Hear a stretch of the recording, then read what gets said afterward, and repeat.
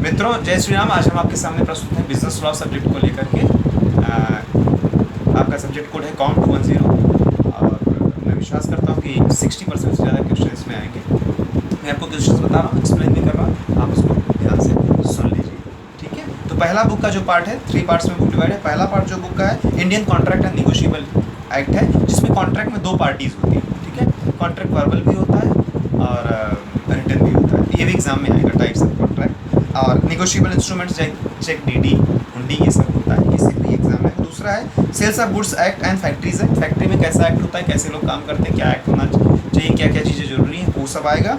और sales of goods act मतलब चीज़ें सेल कैसे होती हैं, सर्विस कैसे सेल होती है, गुड्स की सेल कैसे होती है, रिसिप्ट कैसे होता है, उसके बीच में टर्म्स कंडीशन क्या है, ये है।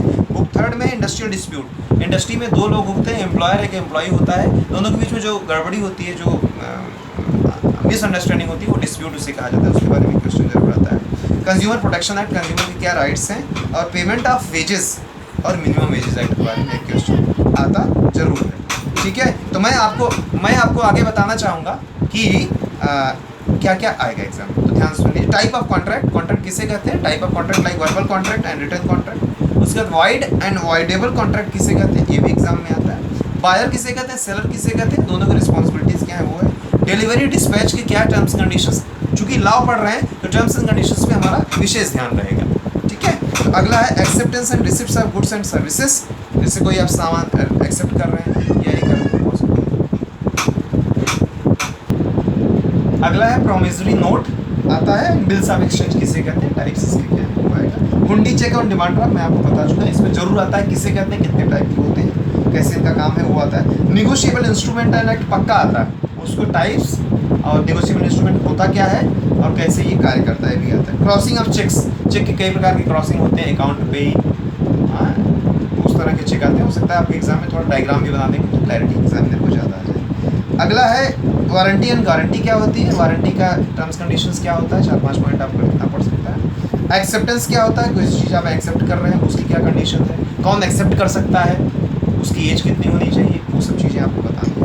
एंडोर्समेंट क्या होता है and party payment to seller, किस तरह से पेमेंट के, कभी चेक से हम लोग करते हैं, कभी उधारी करते हैं, कभी बोलते हैं कि EMI में पेमेंट करें, वो होता है payment to seller. Unpaid seller किसे कहते हैं, मैंने एक्सप्लेन अच्छे से किया हुआ था कि जो कोई चीज़ सामान खरीद लिए हैं उसको बाद में पेमेंट करने की बात कर रहे हैं, या जब तक पेमेंट नहीं दिया गया तब तक अनपेड सेलर बना रहा था। Sales of goods and services क्या होती है और types of goods and services कितने प्रकार के होते हैं, एग्जाम में आता है। उसके बाद अगले चलते हैं इंडस्ट्रियल सेफ्टी में। व्हाट इज इंडस्ट्रियल सेफ्टी, ये क्वेश्चन एक आता है। और सेफ्टी को लेकर के safety officer, labour and welfare officer and his duty, और चाइल्ड लेबर किसे कहते हैं या उससे कैसे बचाया जा सकता है। फैक्ट्री ऑफिसर क्या होता है और करता क्या, उसका रोल क्या है। Working condition of women, women के लिए स्पेशल कंडीशन गवर्नमेंट ने असाइन की है, जिससे शाम 6 बजे के बाद, सूर्यास्त के बाद नहीं काम कर सकती, सूर्योदय के बाद जॉब पे आती है, उनसे आप एक नियमित जॉब ले सकते हैं। वो सब रूल्स एंड रेगुलेशंस आपको लिखना है वुमेन वर्कर्स के लिए। अगला इंडस्ट्रियल डिस्प्यूट एंड रेमेडीज, कैसे इंडस्ट्रियल डिस्प्यूट से बचा जाए।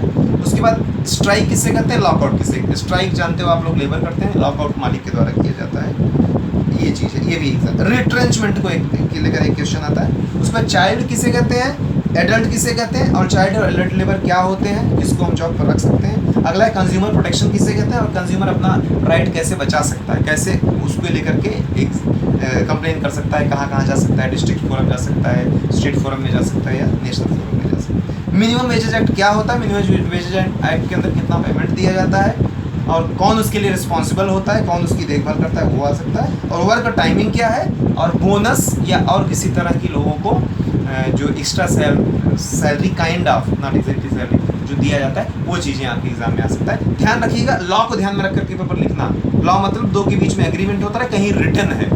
It is govern by government of India, some law rules and regulations द्वारा गवर्न किया जाएगा। मेरा चैनल आप लाइक और सब्सक्राइब करते रहिए। आपको बहुत सारी शुभकामनाएं। जय श्री राम।